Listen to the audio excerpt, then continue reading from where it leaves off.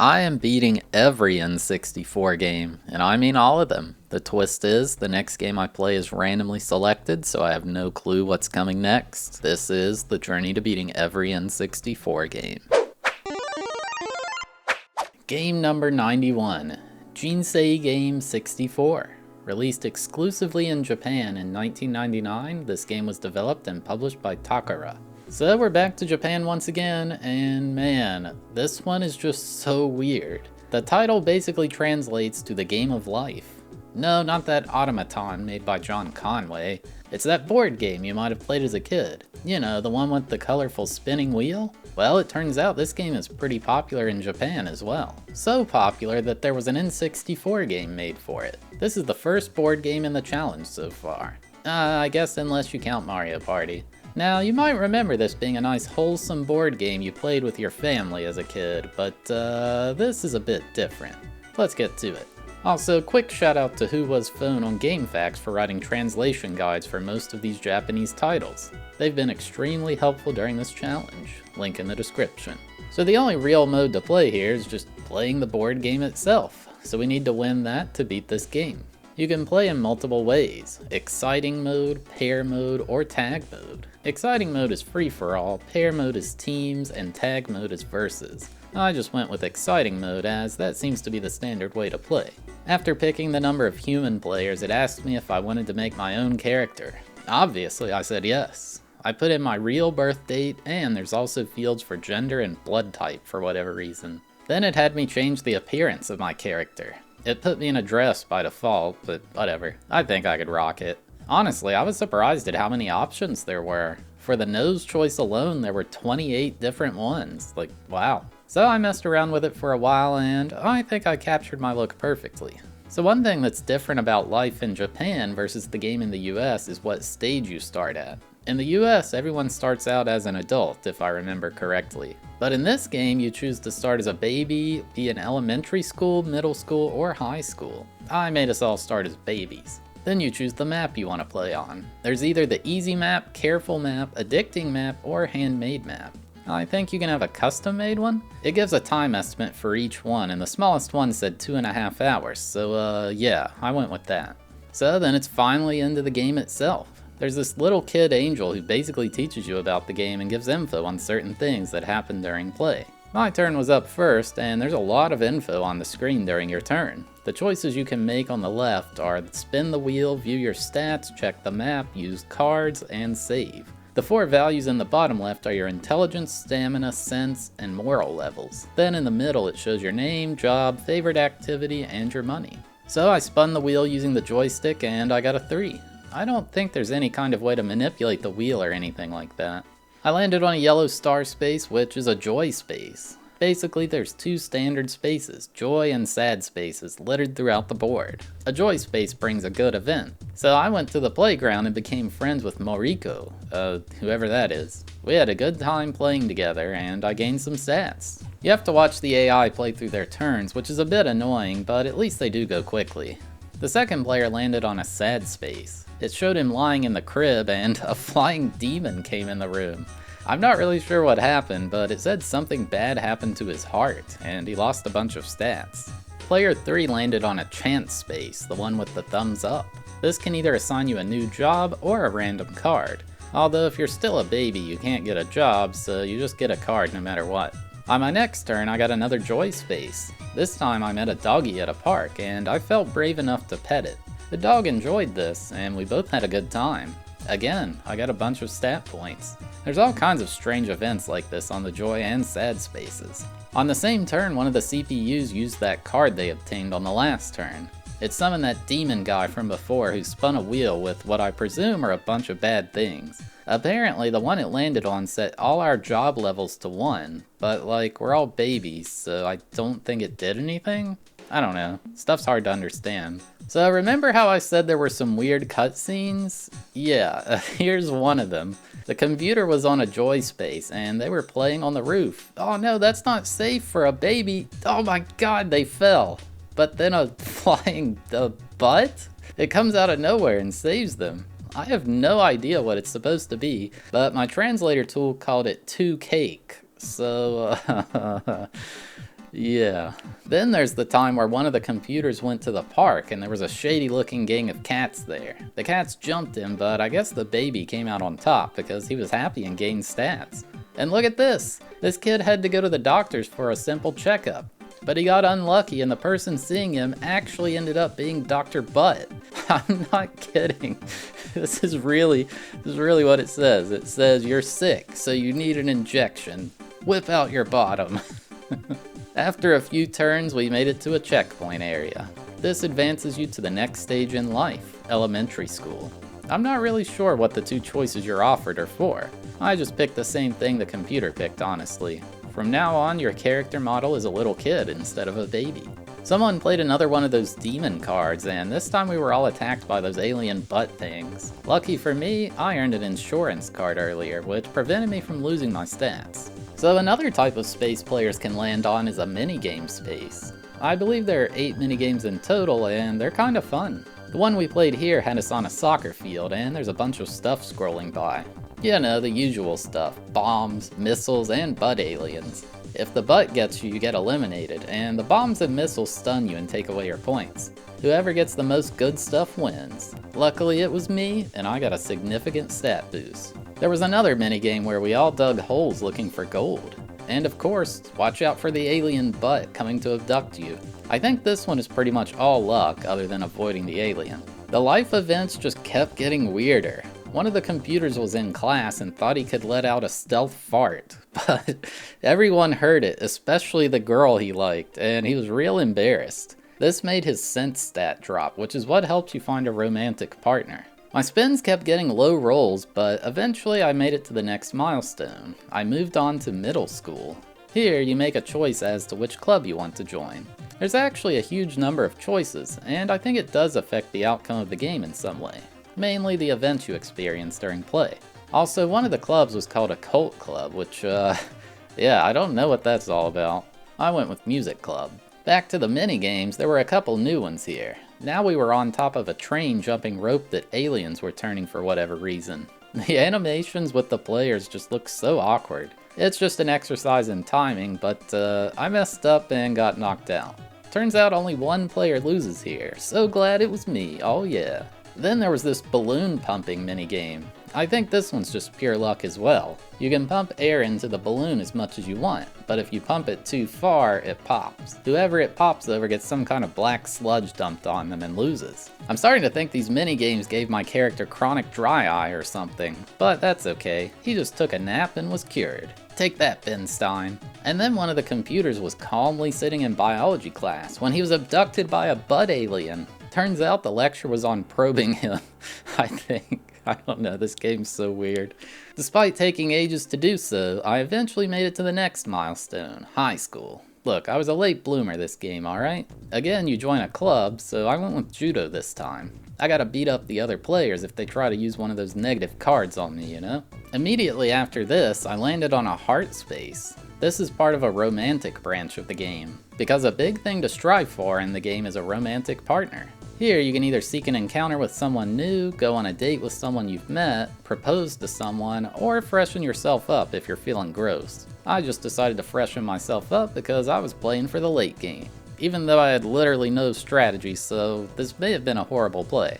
A weird thing happened on the next turn. The angel dude popped up and said he was giving me a moral egg. This is something you can randomly receive. Essentially, it follows you throughout the game. If you make good moral decisions, the egg will stay intact, then at the end you receive a reward. Well, I thought that's how it worked. For whatever reason, the first person I passed by stole the egg from me. What the heck, like, that's not a good moral thing, they stole it. The egg should crack, right? That's what would make sense. Then we've got my least favorite minigame. I don't know, I guess it's a spinning ballerina game?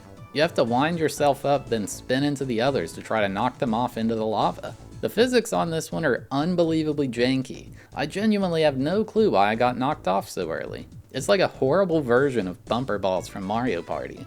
So this cutscene, yeah, I really have no explanation. I really hope the translation messed up, but it said this guy's name was Butt Cheese.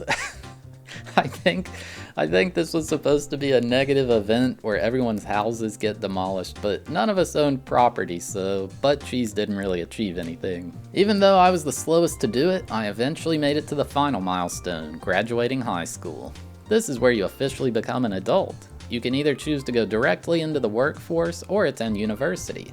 If you get a job, you begin getting paid immediately, but start at a lower position. If you go to school, you take longer to start getting paid, but you start higher.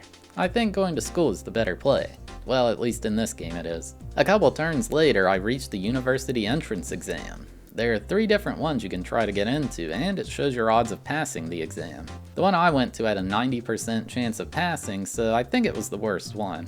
You spin a wheel, and whatever it lands on decides your grade. It's so confusing because I think the red ones mean you pass and the blue means you fail. You'd think it would be the opposite. Luckily for me, I did pass the exam. Right away after that, I landed on a shop space. These are one of many new spaces that start appearing once you're an adult. You can either go to the card shop, buy a lottery ticket, or buy a pet. I decided to play the lottery with the numbers 721. Gotta be a winner, right? I think if you win the lottery, you're basically guaranteed to win the game. I was doing pretty well. I had decent money, my stats were all looking good. I only lacked in the relationship department. So the next time I landed on a heart space, I went on a date with this girl named Satome. I think we went to an amusement park or something, but it went well. Then it looked like my guy was on an LSD trip or something weird, but I guess it was all positive. Still behind everyone on the board, I finally made it to the last milestone, getting a job. That's right, y'all, once you've landed that first job, it's all downhill from there.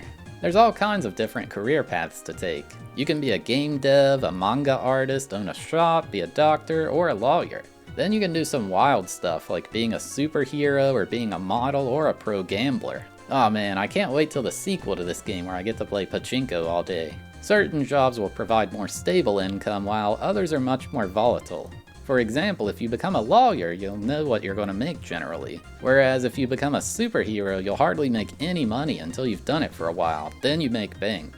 I decided to become a doctor because it has good income at the start, but there's room to grow. After getting settled in as a doctor, the first lottery drawing was held. I was hyped to make my millions. Oh, looks like I didn't win. Don't play the lottery, y'all, it's a waste. Well, after that lottery loss, I guess my guy decided he needed to make some money. Now that I'm a doctor, I have other methods of revenue.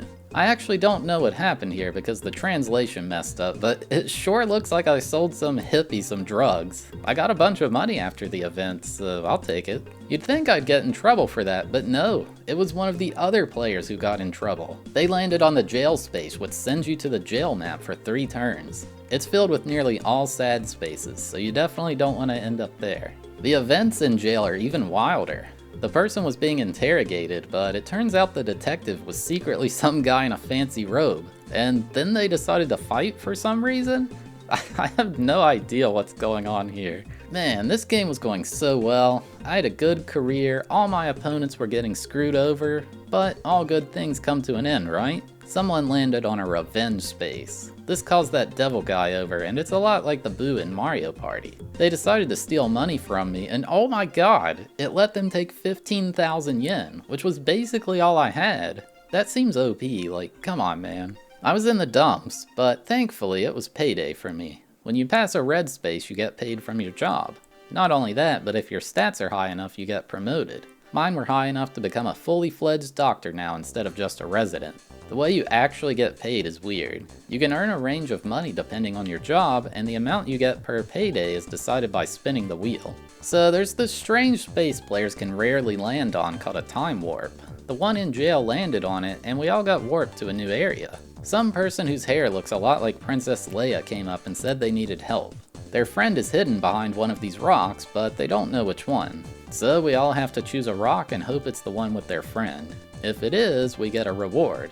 If not, well... The first person found the friend and got a reward. Second found a fake friend that stole 5,000 yen from them. I found a big scary bear that attacked me, and the last guy found a black hole? He got sucked into it, and I'm not sure how he's still here to keep playing the game. Man, I expected that bear to hurt me, but not like this. I woke up and I had turned into a freaky looking worm. It's just like that short story, The Metamorphosis. Well, no point in moping around like the guy in that did, so I went out. Luckily for me, the people in town thought it was really cool, and I got some stats and money. Oh, this game is so random. With my newfound confidence, I landed on a property space. Here you can buy either residential or commercial property. Some have restrictions on them, like there was a black hole for sale, but it said only the King of Evil is allowed to purchase it. So I bought a house to rent out, and it put me in debt by 13,000 yen. However, now when I get paid, I also get paid for the property I own. Man, just when I thought things were looking up, disaster struck. I got paid and the game crashed.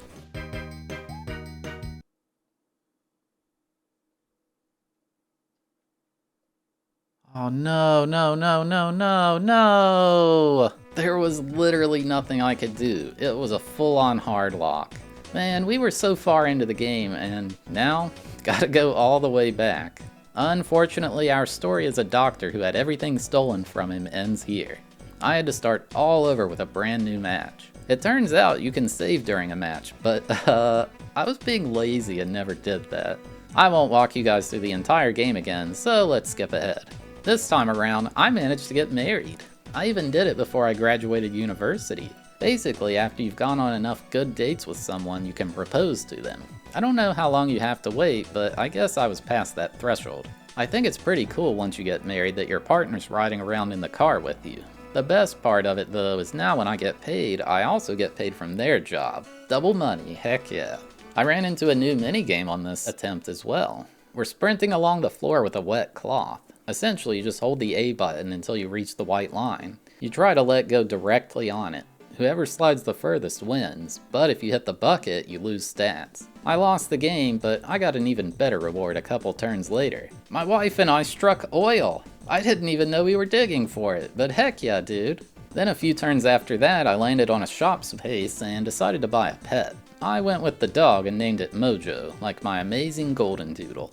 Once you're married and have a pet, landing on a heart space will activate a pet event. When I got one of these, I was expecting something awesome. I took Mojo out for a walk, but it said I lost stats and money. What's up with that? Apparently, I fell into a manhole during the walk. Oh my god. So, I know I've mentioned it so many times, this game just has wild events, but near the end of the game, it came to a peak. One of the computers was in jail, and he landed on a sad space. It put him in the interrogation room with, I guess I'll just call it a woman in an interesting costume. Oh man, this cutscene speaks for itself. She's saying he has a new name now and demands to know what he's up to, and he's like, I'm just playing the game of life. He keeps talking about how embarrassed he is too, like, just why? Why put this in the game? I don't get it. So now it was basically the end. We had reached the final event of the board, the bridge. Not really sure what it's supposed to signify, but when you pass it, your character becomes old. All events from then on out will be related to your elder years. One of the last spaces on the board is the bet space. It's one you're forced to stop at. Your total assets, value of all your cards, and properties will be added up, and you can put it all on the line to get rich. One of the computers wasn't so lucky though, and they lost everything. It was really funny because it shows them getting teleported to some rundown dirt town, and they still get a payment every turn, but the max it can be is 80 yen. After playing forever and one unfortunate game crash later, I had reached the end of the board. The other players beat me there and were receiving retirement payments, but it didn't matter. I was the head of a hospital and I was making bank. The winner in life is the one with the most money, and that was me, baby. Well, not exactly yet. After the match, it gives everyone awards with bonus money, kinda like the bonus stars in Mario Party. Honestly, I have no idea what these are for or how you get them. Each one awards an extra 5,000 yen, and thankfully I won most of them. Guess I did pretty well, huh? I won the main award, which meant I officially won the entire game. Heck yeah, dude. After that, it shows your character floating in what I guess is heaven, and it does a recap of all the things you achieved during the game. Then it shows a wild judgment thing. Some omnipotent being says it knows all and sees all. It rated my morality throughout the game and said I had a morality rating of 45%. I don't think that's very good. It showed my character in a bathroom or something. I got in the water and I was like, oh, this feels nice. But then the water turned into fire. You know, I'm starting to think my guy wasn't in heaven earlier. It does this for the other 3 players, and then finally the credits play. Game complete. So yeah, there you have it, my journey to beating Jinsei Game 64. This one it's honestly kind of cool. It's unfortunate it wasn't released with English text, but I think it's alright. This is a game that would be really hard to play without knowing Japanese, and even harder if you didn't know about the translation guide on GameFAQs. Still though, it was an enjoyable experience, but it's not something I'd want to play again, I think. The life events that happen in this are just hilarious, and they're so off the wall. I have no idea why there are so many butt aliens in this game, or why they even exist. I think this could be a fun game to check out once, but it's not something you'd play regularly by any means. The music was really good, and I thought the art style was cool as well. I gave it a 4 out of 10 for enjoyability and a 1 out of 10 for difficulty. Hey, thanks for watching the video. Have a sneak peek at the next game. 299 games on the list. At least I did get a short game, you know. I said even if it's bad, I wanted something short. That was relatively short, so can't complain. 3, 2, 1, go. 4? What is that? We are playing more Japanese games. Tamagotchi, or Tamagotchi. Oh my god, what is this gonna be? Oh my god. So it has been decided. But yeah, if you made it all the way to the end, thank you so much for watching. I really appreciate it. If you enjoyed the video, consider giving it a like. It helps the channel a lot. And if you like this series, make sure to subscribe so you don't miss out on the next one.